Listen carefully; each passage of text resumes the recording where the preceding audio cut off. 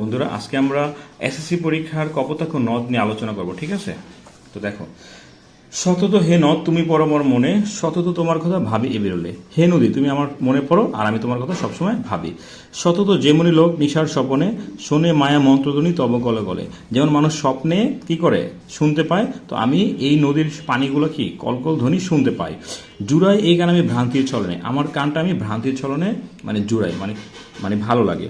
বহু দেশে দেখিয়াছি বহু নদ দলে, কিন্তু এ স্নেহের তৃষ্ণা মিটে কার জলে।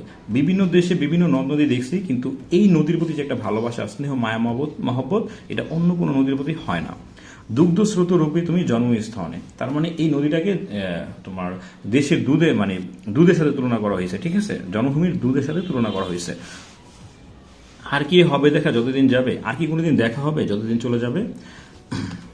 প্রজারূপে রাজারূপ সাগরের দিতে, বাড়িরূপ করো তুমি এমনিতে গাবে। প্রজা যেমন রাজার কর দেয়, তো এরকম এই নদীর পানিটা কি করে সাগরকে ট্যাক্স হিসেবে পানি দেয় আর কি, ঠিক আছে?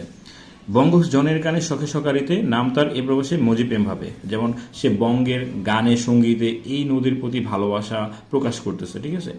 লইছে যে নাম তো বঙ্গের সঙ্গীতে, সে প্রেম, ভালোবাসা, মায়া, মহব্বত নিয়ে নিয়ে এই নদীর প্রতি ভালোবাসা বা দেশের প্রতি একটা ভালোবাসা বা টান এটা প্রকাশ করার চেষ্টা করতেছে, ঠিক আছে? এটাই ছিল তোমার কপোতাক্ষ নদীর মেইন কনসেপ্টটা।